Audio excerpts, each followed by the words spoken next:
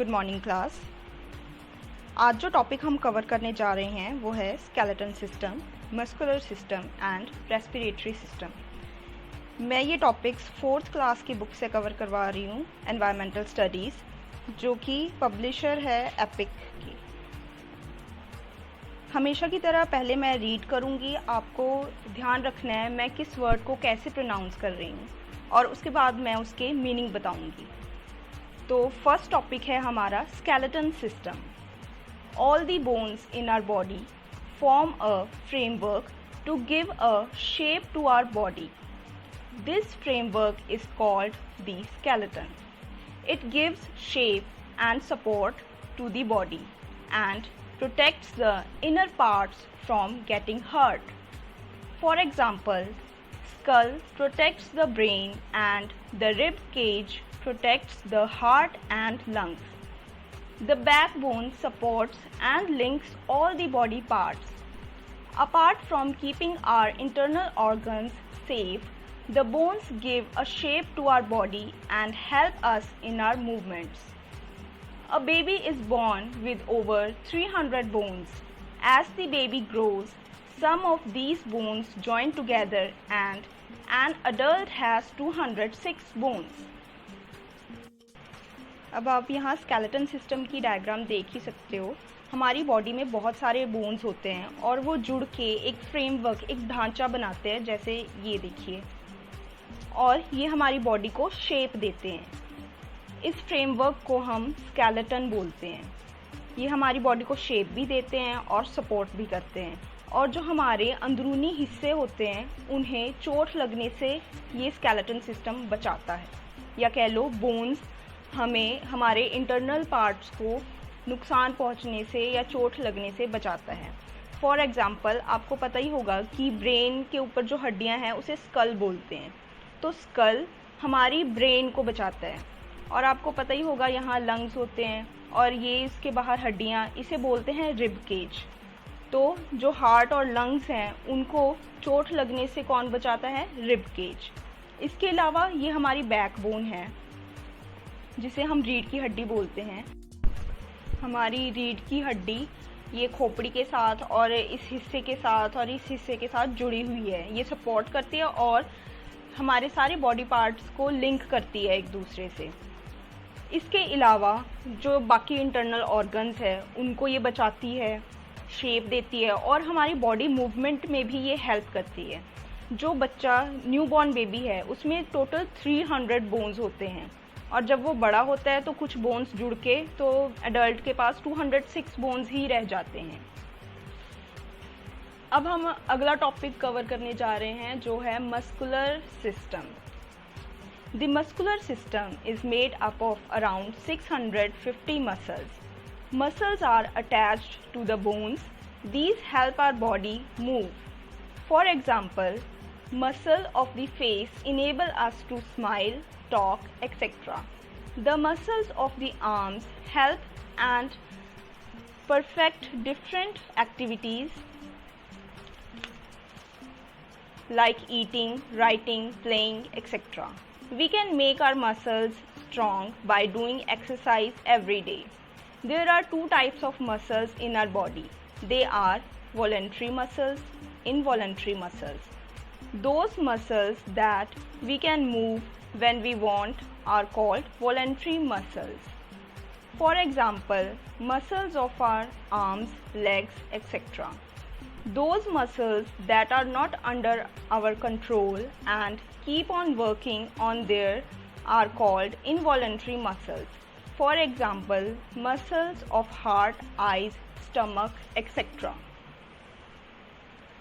जो हमारे बोन्स हैं उसके ऊपर ऐसे रेड कलर के एक तरह से मांस कह लो या मसल्स कह लो, ये जुड़े हुए हैं। इसे हम बोलते हैं इस पूरे को मस्कुलर सिस्टम। और हमारे पूरे मस्कुलर सिस्टम में अराउंड 650 मसल्स हैं। ये जो रेड कलर का आपको दिख रहा है ये सारे मसल्स हैं, और ये बोन्स के साथ अटैच्ड होते हैं, जुड़े हुए होते हैं। ये हमारी बॉडी को मूव करने में हेल्प करते हैं। फॉर एग्ज़ाम्पल, जैसे हमारे फेस में जो भी मसल्स हैं वो हमें हंसने में या बात करने में हेल्प करते हैं। इसके अलावा जो आर्म के मसल्स हैं ये हमें खाना खाने में, लिखने में या गेम खेलने में इसमें हेल्प करते हैं। हम अपने मसल्स को स्ट्रॉन्ग बना सकते हैं रेगुलर एक्सरसाइज के थ्रू। हमारी बॉडी में 2 तरह के मसल्स होते हैं, एक है वॉलंटरी मसल्स और दूसरे हैं इनवॉलंटरी मसल्स। वो मसल्स जिसे हम अपनी मर्ज़ी से हिला सकते हैं, अपनी मर्ज़ी से उसकी मूवमेंट तय कर सकते हैं, उसे बोलते हैं वॉलंटरी मसल्स। जैसे कि हमारे हाथ, पैर, हम अपने हाथ और अपने पैर अपनी मर्ज़ी से हिला सकते हैं, इसे बोलते हैं वॉलंटरी मसल्स। जैसे कि अभी मैं हाथ से लिख रही हूँ तो मेरे हाथ वाले मसल्स यूज़ हो रहे हैं और ये मैं अपनी मर्ज़ी से कर रही हूँ, तो इसे बोलते हैं, उस मसल को बोलते हैं वॉलंटरी मसल।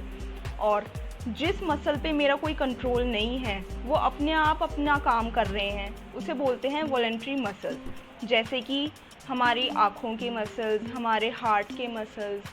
अब देखो, आँखों की पलकें हैं, वो हम अपनी मर्ज़ी से रोक नहीं सकते। जो हमारी हार्ट बीट है वो हम अपनी मर्ज़ी से रोक नहीं सकते, वो नेचुरल है और हमारे कंट्रोल में नहीं है, इसे बोलते हैं इनवॉलंटरी मसल्स। हमारा अगला टॉपिक है respiratory system. The nose, windpipe and lungs are the organs of the respiratory system. We all breathe oxygen through our nose, which travels down the windpipe and reaches our lungs. Inside the lungs, the blood takes oxygen from the air and gives out carbon dioxide through our nose. Our lungs expand and contract during the breathing process, which is called respiration. Our lungs also act like balloons while breathing. They expand when we breathe in oxygen and contract when we give out carbon dioxide. Respiratory system. Respiratory system में कौन कौन से organ काम में आते हैं? Nose, mouth, wind pipe, ये वाली पाइप, और लंग्स। ये अब होता क्या है, नोज़ के थ्रू हवा अंदर जाती है, विंड पाइप को क्रॉस करती है और लंग्स के पास पहुंचती है। फिर ब्लड ऑक्सीजन ले लेता है और कार्बन डाइऑक्साइड छोड़ देता है। लंग्स 2 बैलून की तरह होते हैं या प्लास्टिक बैग की तरह मान लो। जब हम सांस लेते हैं तो ये एक्सपैंड हो जाते हैं, फैल जाते हैं, और जब हम सांस छोड़ते हैं तो कॉन्ट्रैक्ट हो जाते हैं, मतलब ऐसे कम हो जाते हैं। हमारे लंग्स बैलून की तरह एक्ट करते हैं ब्रीदिंग के टाइम, और इस पूरे ब्रीदिंग प्रोसेस को हम रेस्पिरेटरी सिस्टम बोलते हैं। याद रखना, हम जब सांस लेते हैं, ब्रीद इन करते हैं तो ठंडी हवा लेते हैं, जब ब्रीद आउट करते हैं, सांस छोड़ते हैं तो गर्म हवा छोड़ते हैं। जब हम ब्रीद इन करते हैं तो लंग्स एक्सपैंड हो जाते हैं, जब हम ब्रीथ आउट करते हैं तो ये कॉन्ट्रैक्ट हो जाते हैं, और ये बिल्कुल बैलून की तरह फंक्शन करते हैं। तो इस सारे सिस्टम को, सांस लेने के सिस्टम को क्या बोलते हैं? Respiratory system. So I hope कि आपको स्केलेटन सिस्टम, मस्कुलर सिस्टम और रेस्पिरेटरी सिस्टम अच्छे से समझ आ गया हो। और अगर आपको कोई भी क्वेरी है तो आप कमेंट में लिख के मुझसे कभी भी पूछ सकते हैं। इसके अलावा आप वीडियो को ज़रूर लाइक करें, सब्सक्राइब करें और शेयर करें। आजकल के लॉकडाउन के पीरियड में इट इज़ वेरी इम्पॉर्टेंट कि हम पढ़ाई करें, और जो लोग पढ़ाई नहीं कर सकते, कोई कोचिंग क्लास में नहीं जा सकते या स्कूल अटेंड नहीं कर पाते हैं, उन तक हम वीडियो पहुंचाएं ताकि उनकी पढ़ाई में कोई नुकसान ना हो। Thank you so much. Keep learning.